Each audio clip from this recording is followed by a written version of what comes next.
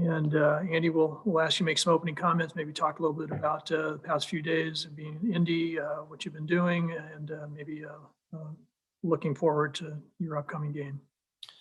Well, we'll start with an individual award. Congratulations to Evan Mobley for being named second team All-American by the Associated Press. That's quite an honor. It's our first All-American since we've been here at USC. We've obviously had some excellent basketball players the last few years. Evan will be our sixth NBA player that'll be shortly in the league, but what an accomplishment. I think the biggest thing about Evan is he's a winner, just like Onyeka was last year. If you have one and done players, meaning they last only 1 year with your team before they move on to the NBA, it's very important that they help you win games. And Evan has just done an amazing job of buying into the team concept. He's such a hard worker. He's really improved throughout the season, offensively and defensively, and he's a much better player right now than he was just a month ago. So we're very, very excited for him and happy for him. The biggest thing about the three teams in the Associated Press All-American teams, they're all on winning basketball teams. And I think Evan deserves a lot of credit for helping his team win. And our other guys deserve a lot of credit as well for being here in this spot, being ranked 23rd in the country in both polls and having a great opportunity to participate in March Madness and compete for a national championship. So our players are very excited to be here. We've just had two good practices, and we will watch tomorrow night to see who our first round opponent will be. And both of those teams have been playing excellent basketball and have had terrific seasons as well. So with that, any questions, I'd be happy to answer. Okay, we'll start with Ryan Young. And just building off your comments about Evan, what's the biggest way you've seen him take to coaching and really elevate his game even further over the course of the season? Defensively, he had to learn how to play team defense and individual defense. So when high school players come to the college game, it's a big learning curve, and Evan picked it up very quickly and was very willing. He had to also adjust the physicality of the game. In the high school level, they made a 6'6", 6'7" center trying to post him up. Now you have guys that are his size and outweigh him by 30, 40, 50 pounds. So he had to learn how to adjust the physicality at the defensive end. And then obviously on offense, he had to improve his skill set and also figure out when teams run two players at him, whether it's in the low post, mid post, on the perimeter, or in the scoring area off the dribble, he had to learn how to play against that as well. So he's done a great job in all aspects, and we're excited for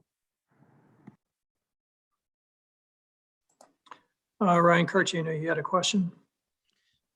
Yeah, Andy, can you just describe to us what the bubble is kind of like and how different that may be from other past NCAA tournament experiences?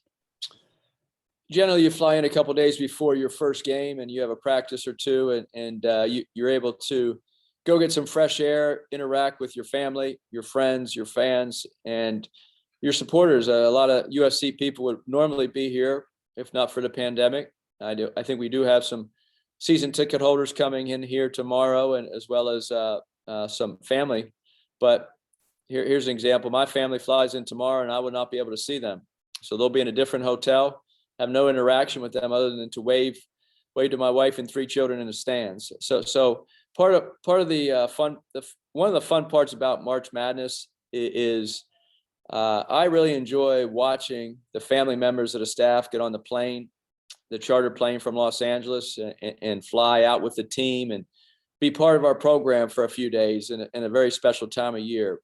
So we'll certainly miss our families here. Coach Hart, his wife and two children, and Coach Capco, Coach Mobley obviously has his sons here, but his wife won't be able to interact, and the rest of our staff as well. So that's a big part of it. We're completely isolated from the outside world. I have not been outside since we've been here 2 days. So we are going to take a team picture outside in about an hour. So we're excited to see some daylight. The convention center is connected by the elevated skywalks, which are all inside, which is good because it's cold here in Indianapolis. But our players only see the daylight really when you look out the hotel window and go in the skywalk. So it is a little different than a normal NCAA tournament, but at the same time, we understand the hotel lobbies are usually buzzing with people and media like yourself and fans, and it's just I think the atmosphere is just totally different here. This hotel is completely isolated for basketball teams. We have our own floor, and every other team that's in our hotel has their own floor of the hotel. So we all have our own conference room, our own meeting room, and then we have practice time scheduled at the various convention center practice courts they built. So completely different experience, but we are excited to play. We understand that it's necessary, and I think the NCAA has just done an amazing job so far. And I think our school administration has just done an incredible job throughout the season to provide testing for our team every day and our staff. And then luckily we've been COVID free, and so we're excited and also very fortunate to be here. Obviously, you guys have done, been in isolation quite a bit this season, just in general, but do you feel like the bubble itself will have any sort of impact on the tournament, or is every team just kind of used to that by this point?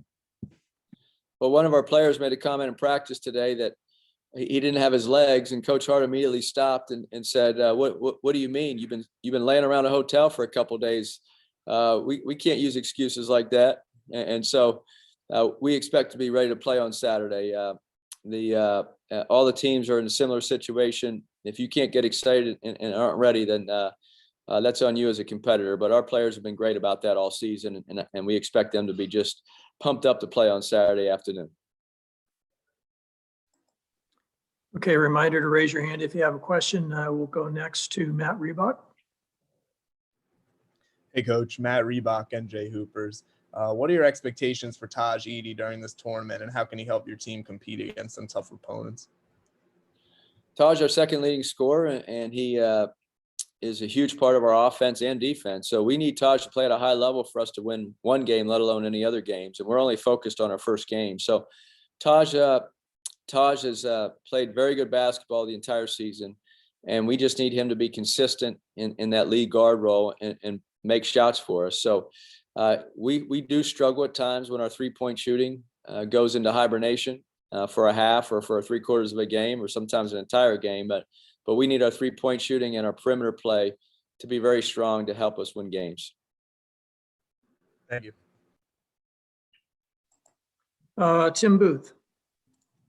Hi, Andy. Going back to talking about the atmosphere, I'm wondering how you think that's going to play out in the games themselves when you're playing in some of these sort of stale sort of arenas with only a few fans in there, as opposed to what you normally see during an NCAA tournament. I'm thinking back maybe to the run that you made with Florida Gulf Coast, when it seemed like once you guys got into a close game, you had 18,000 people on your side, and maybe how much of a factor that did play at that time.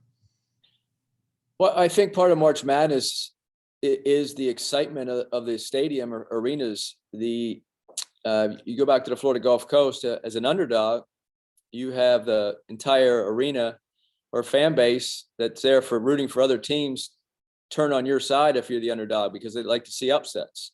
So it was great to go on a run and have the entire arena, except for the few hundred or few thousand Georgetown fans in that case, or San Diego State fans. We played them in the second round. But when we were at USC, I can remember the Tulsa game. We played SMU in Tulsa, and a lot of the SMU fans from Dallas drove up, and that came down to the last possession, and they missed a shot. I think we made a three. Elijah Stewart made a three with about 16 seconds left to give us a 1-point lead, and Shake Milton missed a floater with 1 second left, and we wanted to buzzer. And to hear the just the excitement, and then the just the anguish of defeat, you just don't get that in any other sporting event, because the fan base is so excited to be there and anxious, and you have the bands and the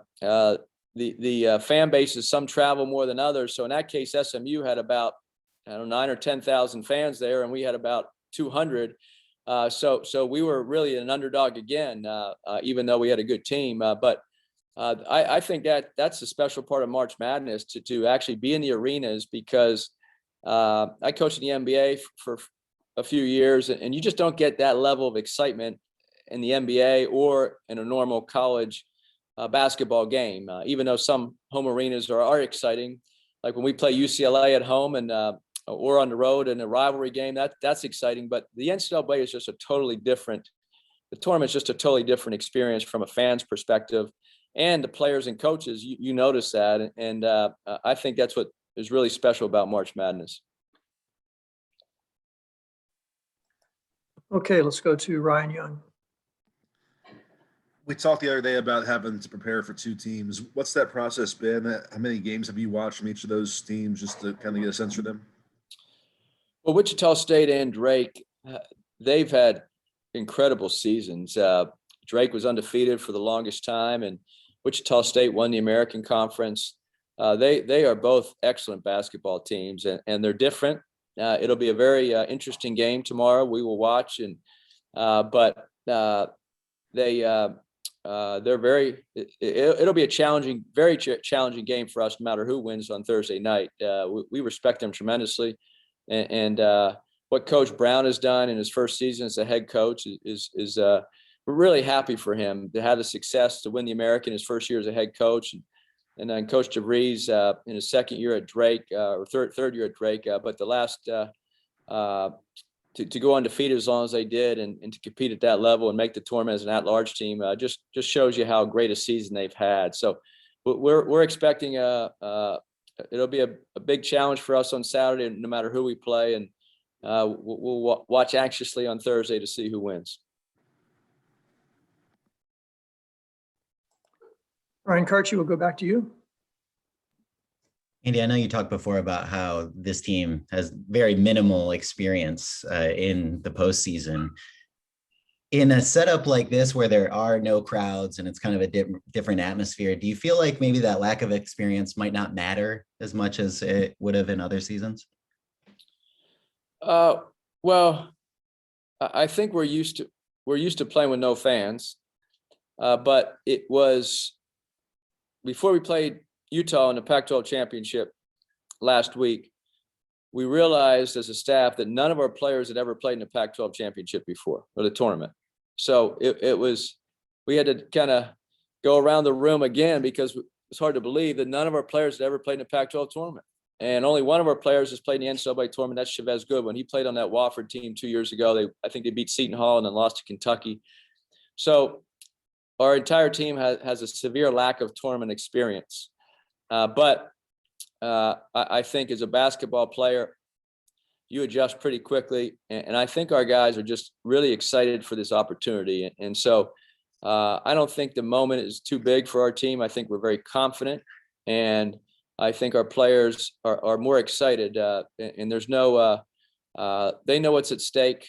But I think the teams that play with just a very extreme confidence level and play with that swagger have a better chance of winning these tournament games. And I think that we'll come out with that confidence on Saturday and give us our best shot. And I know you talked about kind of sticking to your style, and you guys are the team that you are at this point in the season.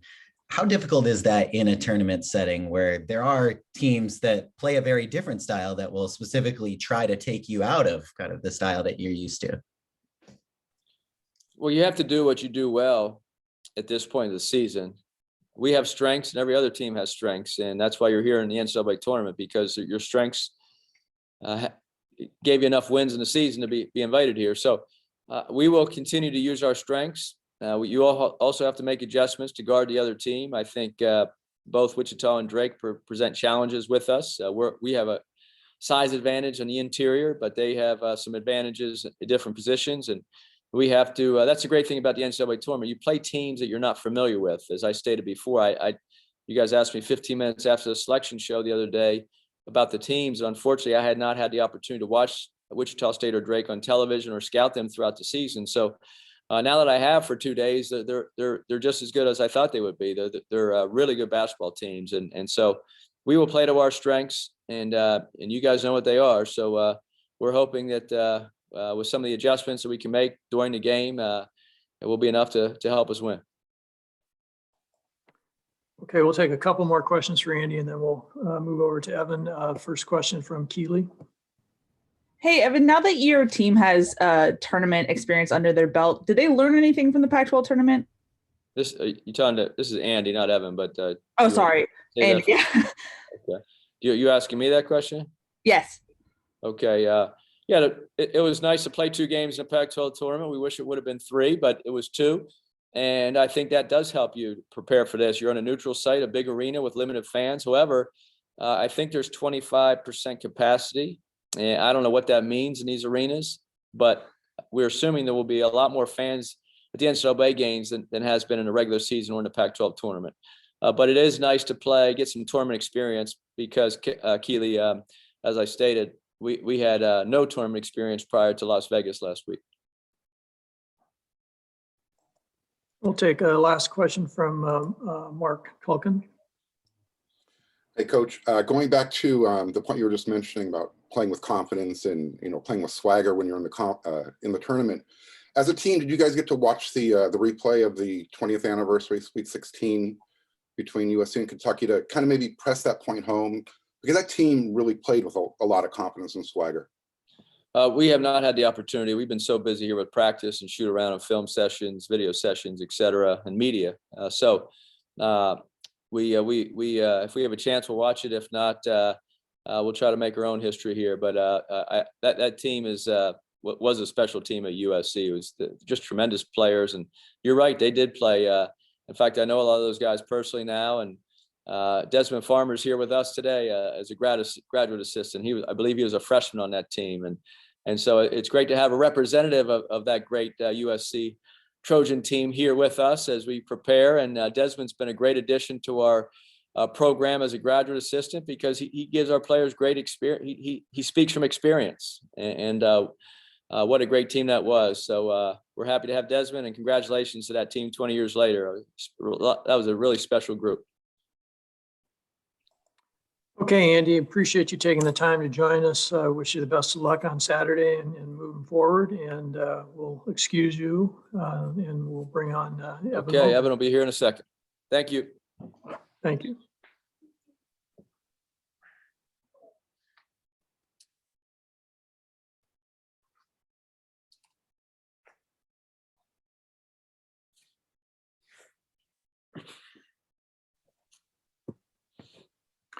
Good afternoon, Evan. Can you hear us okay? Yeah.